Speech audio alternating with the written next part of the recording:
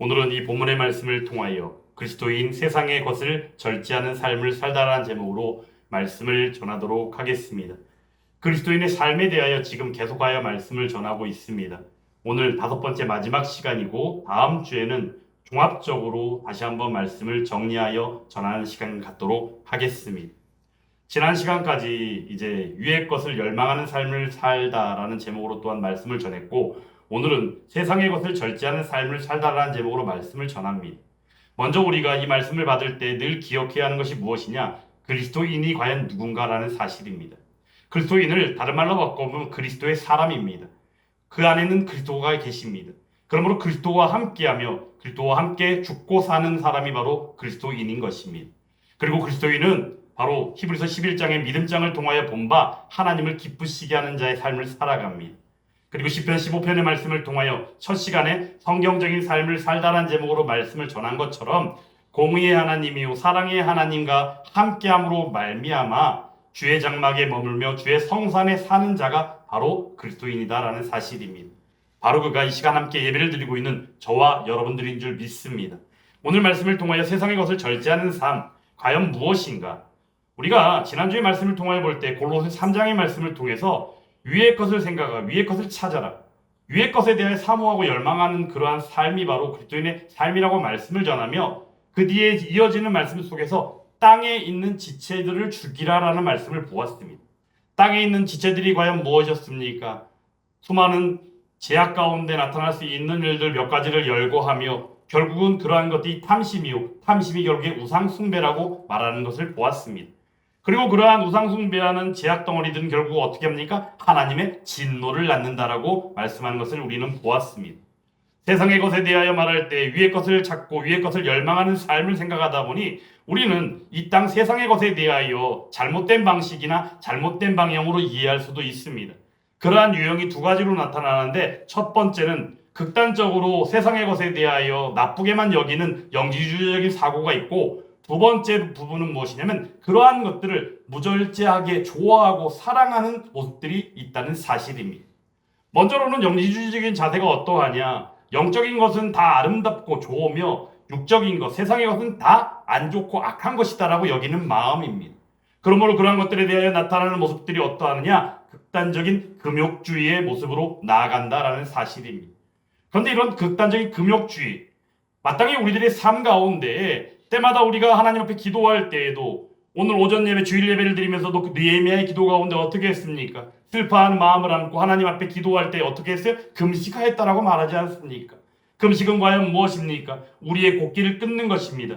우리의 영양을 끊는 것입니다. 그것을 우리가 지칭할 때 그 내용인즉슨 무엇이냐? 우리의 모든 것을 다 내려놓고 하나님 앞에 전적으로 아뢰는 것이 바로 금식이었다는 사실입니다. 결국에는 바로 무엇입니까? 우리는 마땅히 공급받아야 될 것이 있습니다.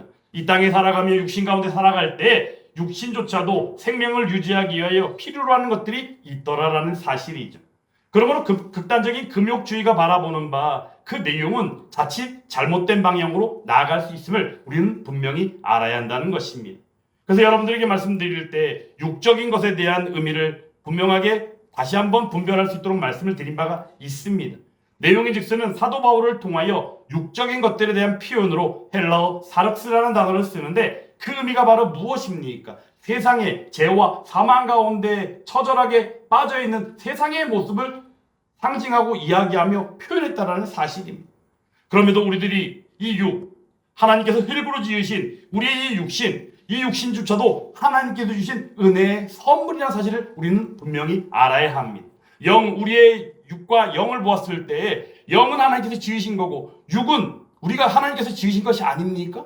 하나님께서 허락하신 영과 육을 가진 전인격적인 존재가 바로 사람이요 인간이라는 사실을 우리는 분명히 알지 않습니까? 그러므로 이러한 일들을 분별할 때 극단적인 금욕주의와 같은 그러한 일들은 우리들이 마땅히 절제하고 배제하는 것이 마땅하더라라는 사실입니다. 그런데 또한 다른 방향으로는 어떠합니까? 무절제하게 다 좋아하고 받아들입니다. 내 만족을 위하여 막 그것들을 좋아하고 그것들을 가운데 만족합니다. 이러한 일들이 어떻게 나타납니까? 방종으로 나아가게 된다는 것입니다. 방종은 결국에 바로 무엇입니까? 내가 만족하는 대로, 내가 원하는 대로 그냥 그렇게 살아가는 것입니다. 그러한 일들이 또한 세상의 것에 대한 잘못된 방향이요 잘못된 자세로 나타나고 있다는 사실입니다. 위의 것을 열망하는 삶을 생각하다 보니 세상의 것들에 대하여 절제하는 삶이 아니라 무시해버리는 경향이 우리들 가운데 있을 수 있는데 그것은 잘못된 것이다라는 사실을 분명히 하며 오늘 말씀 속에서 그러한 일들을 깨달아 알기를 간절히 원합니다. 우리가 볼 때 시편의 말씀 가운데 보면 이런 말씀이 있습니다. 시편 104편인가 아마 말씀 가운데 보면 내 영혼아 여호와를 송축하라 라고 말씀하는 가운데 여호와께서 계곡에서 물을 내리신다라고 말씀합니다. 그 물이 어떻게 합니까? 그 물이 들짐승들을 먹을 수 있게 하고 또한 그 가운데 그 물가에 새들이 지저귀고 나뭇가지에 앉아서 노니는 시간을 갖기도 합니다. 그런 가운데 하나님께서 어떻게 하십니까? 그 물을 통하여 우리들에게 공급되어지는 양식을 주시고 그 가운데 동물들이 먹을 수 있는 풀과 또 사람들이 먹을 수 있는 채소들을 낳게 합니다. 그러므로 말미암아 하늘로부터 땅으로 나는 양식을 풍성하게 하십니다. 그것이 어떻게 나타납니까? 바로 인간의 마음, 사람의 마음을 기쁘게 하는 포도주가 있고 사람의 얼굴을 윤택하게 하는 기름이 있으며 또한 그 가운데 사람의 마음을 확실하게 하는 어떤 것이 있습니까? 바로 양식을 주신다라고 말씀하는 것을 우리는 보게 됩니다. 결국의 말은 무엇입니까? 세상의 것이라 할지라도 분명하게 하나님께서 주신 것이기에 분명히 우리가 마땅히 그것들을 활용하고 그것들 안에서 살아갈 필요가 있다는 것을 알게 한다는 것입니다. 그러므로 금욕주의와 같은 것들 분별할 수 있어야 합니다. 그리고 방종하는 자들의 모습들 당연히 우리는 것들을 거부해야 될 필요가 있습니다. 그 안에서 우리는 세상의 것을 절제하는 삶을 살아가는 그리스도인이라면 몇 가지로 소개하며 나아갈 텐데 첫 번째가 바로 하나님께서 주신 것이라면 분명히 하나님께서 주신 목적이 있을 것이다 라는 사실입니다. 그러면 이 땅 가운데 주어진 일들에 대하여 하나님의 목적이 무엇인가? 하나님께서 우리들에게 그것을 왜 주셨을까? 그래서 예수 함께 교회 예물을 드리고 나서 봉헌 기도할 때 늘 고백하고 동일하게 드리는 기도의 내용이 바로 무엇입니까? 이 세상 가운데 모든 것이 다 하나님의 것이며 우리에게 주시고 사용케 하시고 관리케 하신 모든 것들조차도 다 하나님의 것이므로 그러한 것들을 그렇게 사용하고 관리케 하신 그 은혜에 감사하여 하나님께 예물을 드린다라고 기도하지 않습니까? 그러므로 이 땅 가운데 주어진 세상의 것들이라 할지라도 하나님께서 주신 목적 안에서 반듯하게 사용하고 그 가운데 절제하는 삶이 마땅한 그리스도인의 삶임을 우리는 분명히 알아야 한다는 것입니다. 그런 가운데 우리들이 또한 한 가지 매우 중요한 사실이 있죠. 예수 곁에 옷을 입고 정욕을 위하여 육신의 일을 도모하지 말라라고 로마서 13장에서는 말씀하고 있습니다. 내용은 바로 무엇입니까? 우리가 분별하지 못한다면 세상의 것들에 대하여 하나님께서 주신 목적을 알았다고 할지라도 그것들에 대하여 절제하지 못하고 정욕을 위하여 그것들을 활용하고 쓰려고 하는 마음들이 찾아오기 마련이다라는 사실입니다. 왜 그렇습니까? 우리들의 마음은 늘 부패했기 때문입니다. 또한 예수 그리스도로 말미암아 구원을 받았다 할지라도 남아있는 죄성과 오염됨을 통하여 우리는 늘 죄의 유혹 가운데 있고 죄를 지을 수밖에 없는 그러한 노출되어져 있는 삶이 우리의 육신을 가진 삶임을 우리는 잊어서는 안 된다는 것입니다. 그러므로 정욕을 위하여 육신의 일을 도모하는 일들이 우리들 가운데 있을 수 있습니다. 그러므로 오늘 그리스도인이라면 세상의 것을 절제하는 삶이 우리의 삶임을 분명히 알아야 한다는 것입니다. 그리고 그런 가운데 살아갈 때 세상의 것들에 있어서 우리가 불충분하다 여기며 힘들어할 때가 있습니다. 근데 사도 바울조차도 어떻게 합니까? 내가 비천에도 처할 줄 알고 풍부함 가운데 처할 줄도 알고 배고픔도 그가 누려봤고 여러 가지 모든 것들을 다 경험해봤기에 그가 고백할 수 있는 것이 아닙니까? 그럼 우리는 그 안에서 어떻게 합니까? 인내하는 인내심을 가지고 살아가게 된다는 사실입니다. 그러므로 세상의 것에 대해 부족하다 여기며 그것들을 차지하려고 그것들을 구하려고 애쓰는 모습이 아니라 절제하는 삶으로 나아가게 된다는 것입니다. 오늘 본문의 말씀은 아굴의 기도입니다. 사실 아굴의 잠언이라고 표제가 되어 있는데 30장 1절 말씀 가운데 보면 아굴의 잠언이니 그가 곧 이디엘과 우갈에게 이른 것이니라라고 말씀합니다. 아굴이 근데 누구인지는 우리 아무나 아는 이가 없습니다. 왜냐하면 아굴이라는 이름이 오늘 이 본문의 말씀 외에는 나오지 않기 때문입니다. 근데 이 아굴이라는 이 인물이 오늘 말씀을 통하여 볼 때 저는 단호하게 아굴은 그리스도인이다라고 저는 말씀드리고 싶습니다. 왜냐하면 그가 늘 고백하고 있는 내용이 있습니다. 인간이 가지고 있는 지혜, 부족하다는 것이죠. 오늘 말씀에서 2절에서도 뭐라 그럽니까? 다른 사람에게 비하면 짐승이다라고까지 표현하며 사람의 총명이 있지 않고 지혜도 배우지 못했고 거룩하신 자를 아는 지식도 없다라고 말합니다. 결국에 말은 무엇이에요? 인간은, 사람은 하나님을 떠나 살 수 없는 부족하고 연약한 존재임을 고백하고 있는 것입니다. 신앙 고백인 것이죠. 그리고 나서 하나님이 어떤 분이신지에 대해 4절에서 말씀하고 있습니다. 하늘에 올라갔다가 내려온 자, 바람을 그 장중에 모은 자, 물을 옷에 싼 자. 여기서 물을 옷에 쌌다는 건 무엇이냐? 우리가 비가 오면 어떻게 돼요? 비가 올 때 맑은 하늘에 비가 내리지는 않잖아요. 보통 어떻게? 구름이 막 몰려오잖아요. 그죠? 여기서 말하는 물은 땅에 내리는 비를 이야기하는 것이에요. 여기서 말하는 옷은 뭘까요? 구름입니다. 하나님께서 비를 구름 가운데 감싸고 계시다가 이 땅에 내리게 하는 거예요. 물을 옷에 싼 자가 누구냐? 땅의 모든 끝을 정한 자가 누구냐? 그의 이름이 무엇인지, 그의 아들의 이름이 무엇인지 너는 아느냐? 결국에 말은 무엇이에요? 바로 그분이 우리 하나님이라는 것입니다. 하나님에 대한 믿음의 고백입니다. 하나님에 대한 철저하게 그 신앙을 고백하고 있는 것입니다. 나는 철저하게 초라하고 부족하고 연약하여 나는 아무것도 알지 못합니다. 그러므로 하나님이 아니시면 안 됩니다라고 고백하고 있는 아굴인 것입니다. 그러므로 그가 고백하고 있는 내용은 바로 무엇입니까? 지혜를 찾는 것이에요. 그 지혜가 누구로부터 오는 것이에요? 하나님으로부터 오기 때문입니다. 어느 누구도 가지고 있는 지혜로만으로 살아갈 수가 없다는 것을 이야기하고 있습니다. 그리고는 하나님의 말씀의 순전함과 하나님의 말씀의 능력에 대하여 5절, 6절의 말씀을 통하여 소개하는 가운데 하나님 앞에 아뢰는 기도인 오늘 본문의 말씀에 기도를 하고 있다는 사실입니다. 그러면 오늘 이 아굴의 기도가 왜 세상의 것을 절제하는 삶을 살아가는 그리스도인에 걸맞는 말씀의 본문으로 정했을까? 내용은 간단합니다. 그가 구하는 기도의 내용이 인간이 가질 수밖에 없는 연약함과 부족함 가운데 하나님 앞에 아뢰 수밖에 없는, 근데 그 가운데 철저하게 분별하며 구별하며 균형을 이루고 나아가는 삶으로서 세상의 것을 절제하는 모습이 드러나 있기 때문이다라는 사실입니다. 근데 그 드러나 있는 내용이 바로 무엇입니까? 내가 할 수 있는 것이 아니오 오직 하나님께서 그렇게 하시면 할 수 있습니다라는 고백이 있기 때문이다라는 사실입니다. 오늘 말씀에는 내가 두 가지를 주께 구한다라고 말합니다. 죽기 전에 거절하지 마시라고 그 간구에 대하여 그 자신이 하나님 앞에 아뢰는 속에서 그가 구하는 내용이 바로 무엇입니까? 핵심은 간단합니다. 헛된 것과 거짓말을 내게서 멀리하게 하시고 또한 가난하게도 말고 부하게도 말고 오직 필요한 양식으로 나를 먹이시옵소서라고 말씀하고 있지 않습니까? 결국에는 헛된 것과 거짓말을 내게서 멀리하는 것. 두 번째로는 가난도 싫고 부유한 것도 싫고 그냥 오직 필요한 양식으로 나를 먹여주옵소서. 이 두 가지 기도를 하고 있는 것이, 헛된 것과 거짓말을 내게서 멀리하는 것은 바로 무엇입니까? 인간이기에 사람이기에 하나님의 지혜가 아니면 아니 되기에 인간이 제 아무리 지혜롭고 총명하다 할지라도 그가 가지고 있는 지혜로 말미암아 살아가는 삶은 어떤 삶이 돼요? 헛된 것과 거짓말을 추구하는 삶이 될 수밖에 없다는 사실입니다. 그러면 하나님조차도 베푸실 은혜가 있을지라도 하나님을 나의 하나님으로 생각하는 것이 아니라 나는 하나님을 모르겠는데요? 어느 순간 그런다는 것입니다.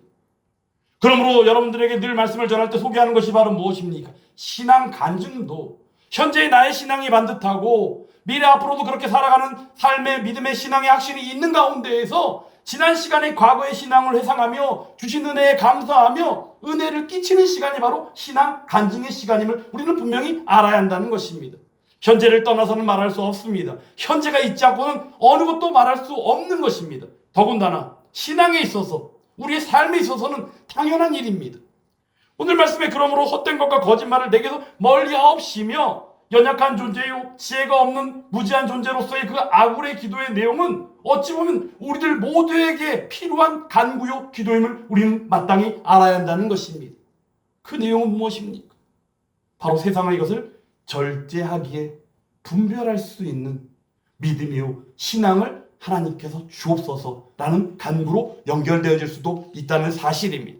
그리고 이어지는 두 번째 간구는 무엇입니까? 오직 필요한 양식으로 나를 먹이시옵소서.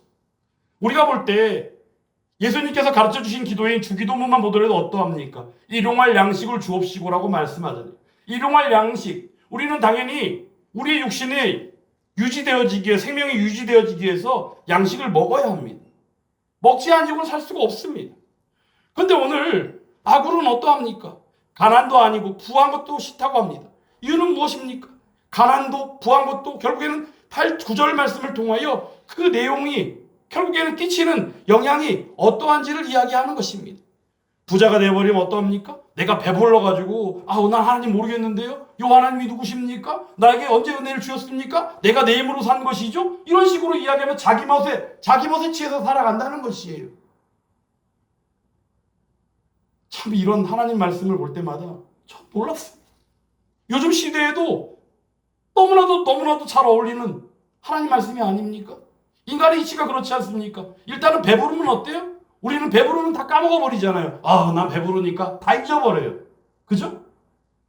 그리고 나면 그냥 내 만족, 내 뭔가만 찾아다니는 모습들이 당연히 나타나게 되어지는 것이죠. 그런데 만약에 가난하다면 어떠합니까? 먹을 것을 찾기 위하여, 먹을 것을 구하기 위하여 도둑질을 합니다. 도둑질하는 것은 바로 무엇입니까? 하나님께서 주신 율법이요 10계명 가운데 도둑질하지 말라 그 계명을 어기는 것이며 죄를 짓는 것이 되어버립니다. 결국에는 이러한 사실을 너무나도 잘 알고 있는 아굴이기에 아굴의 간구는 간단해 보이지만 결국에는 세상의 것들을 절제하는 삶으로서의 그리스도인은 된 바로 하나님 아래는 간구임을 우리는 분명히 알아야 한다는 것입니다. 그리고 우리는 여기서 한 가지 중요한 사실을 기억해야 합니다. 세상의 것을 절제하는 삶 속에서 이유는 하나님께서 주신 것이 그 목적이 있을진데 그 목적 안에 살아갈 때에 우리는 그것을 잘 활용하고 잘 관리하고 잘 이용하며 하나님의 뜻 가운데 살아가야 된다는 사실입니다. 이유는 무엇입니까? 하나님께서 때를 따라 때가 임하게 되어지면 그러한 일들에 대하여 다 계수하시는 하나님이시기 때문입니다. 그러므로 하나님의 심판 가운데 믿는 자든지 믿지 않는 자든지 마지막 심판 때 서는 일은 어느 누구도 당연한 일입니다. 그리고 그 안에서 마땅히 우리의 살아온 삶 가운데 어떤 삶을 살았는지에 대하여 다 지금 우리의 삶을 계수하시고 정산하시는 하나님임을 우리는 분명히 알아야 한다는 것입니다. 그러므로 우리는 늘 고백합니다. 하나님의 것입니다. 그런 가운데 하나님께서 우리들에게 사용케 하시고 관리케 하신 가운데 세상의 것들을 우리는 절제하며 살아갑니다라고 고백하지만 그 안에서 우리는 꼭 기억해야 합니다.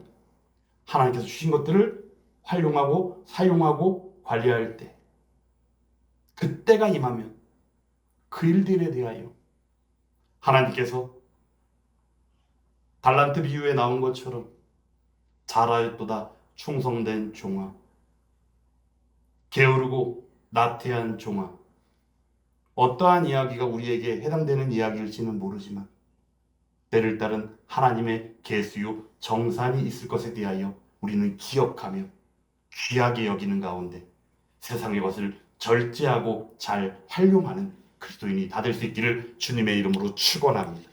또한 그 가운데 우리는 한 가지 기억할 것이 있습니다. 우리의 사명을 잘 기억하고 감당해야 한다는 사실입니다.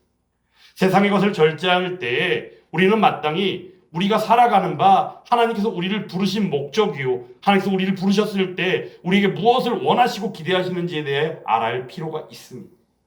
우리는 먼저 그리스도인이지만 그리스도인 가운데 또한 우리는 각자의 위치에서 아버지로서 어머니로서 때로는 직장이나 사회 속에서 이런저런 모습으로 살아가고 있습니다. 그런데 그 모든 위치와 그 모든 상황들이 하나님께서 때를 따라 하나님의 목적과 하나님의 계획하심 가운데 우리에게 베푸신 은혜다라는 사실입니다. 그리고 때마다 그런 자리에서 우리는 마땅히 최선을 다하며 그 자리에서 해야 될 일들이 있으며 감당해야 될 모습들이 있더라라는 사실입니다. 그것이 바로 우리에게 주신 소명이기도 합니다. 그러므로 그리스도인이라면 세상의 것을 절제할 때 우리의 소명을 극히 잘 알고 깨달으며 그 소명을 적절하게 최선을 다하여 감당하며 나아가는 모습이 우리들의 모습이어야 한다는 사실입니다. 바로 그가 누굽니까? 그리스도인이다라는 사실입니다.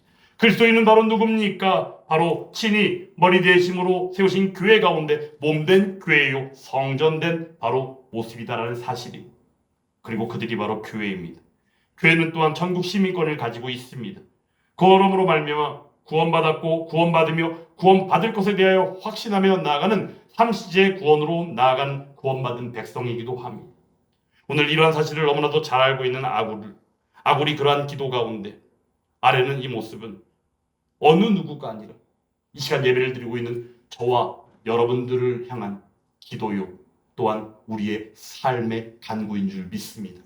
그러면 한 주간의 삶도 지금까지 5시간에 걸쳐서 말씀을 전한 그리스도인의 그 삶이 어떠한지에 대해 다시 한번 상고하며, 특별히 오늘 주신 말씀을 기억하며 세상의 것을 절제하는 삶 안에서 하나님께서 우리에게 그것을 왜 주셨는지 그 목적을 반듯하게 알며 부족함도 우리가 그 안에서 만족으로 여기며 인내하는 삶으로 나아갈 때